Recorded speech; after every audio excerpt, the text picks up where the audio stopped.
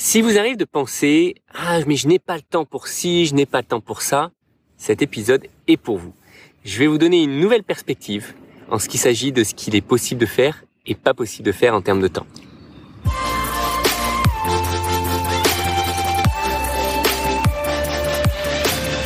Bonjour à tous. Alors, il y a un moment, j'avais déjà peut-être partagé ce truc qui m'avait marqué. J'avais entendu et j'avais vu un petit peu l'organisation d'une émission à la télé qui s'appelle « N'oubliez pas les paroles », vous connaissez certainement. Et j'avais découvert qu'ils avaient shooté 13 émissions dans la même journée.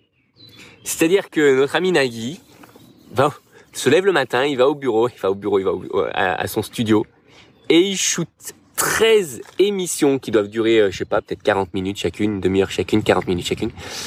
Et il en shoot 13 l'une après l'autre.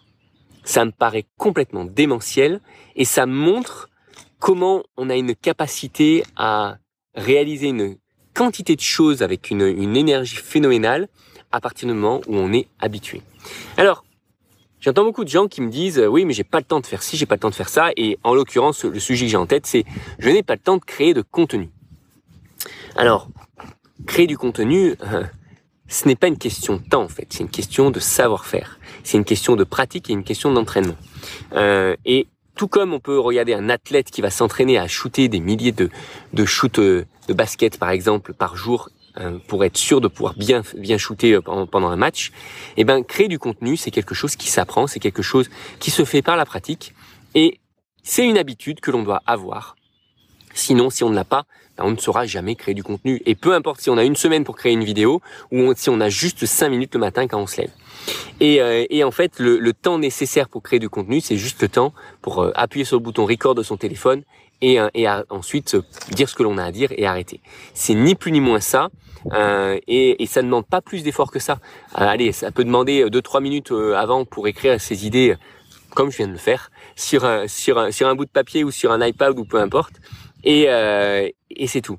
Donc, ce que je voulais vous partager avec vous aujourd'hui, c'est que si vous pensez à un moment donné que vous n'avez pas le temps de faire ci, vous n'avez pas le temps de faire ça, ce n'est pas que vous n'avez pas le temps, c'est que vous avez pris la décision de ne pas le faire. Vous avez pris délibérément la décision de ne pas le faire parce que deux raisons, soit vous n'aimez pas, soit vous ne savez pas encore comment le faire et ça vous prendrait trop de temps. Et c'est là où justement j'aimerais vous inviter à vous dire « Ok, dans ce cas-là, j'ai besoin d'un challenge ». J'ai besoin du challenge de dire, je sais pas, par exemple, créer du contenu, je sais pas écrire un article de blog, je ne sais pas écrire des emails.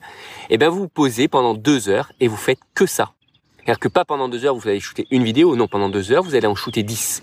Pendant 2 heures, vous allez écrire 10 articles de blog. Peut-être pas 10 articles de blog, mais vous allez écrire peut-être 3 ou 4 articles de blog. Vous allez écrire une dizaine d'emails et juste faire que ça.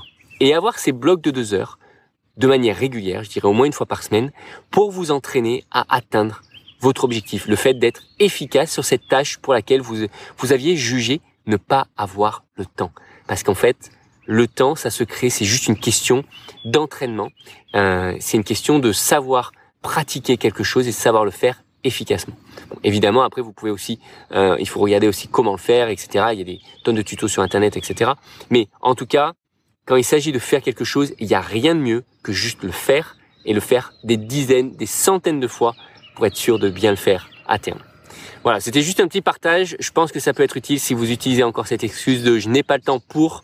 Essayez de changer la perspective en disant soit « je n'aime pas faire ça, donc je le fais pas », soit c'est « j'aimerais, je veux faire ça, donc je dédie du temps dédié et je le fais en masse ». Parce que si on ne le fait pas en masse, ça ne sera pas quelque chose qui va rentrer dans nos habitudes et c'est pas quelque chose sur lequel vous allez être bon à terme. Allez, sur ce, je vous souhaite une belle journée et je vous dis à très vite.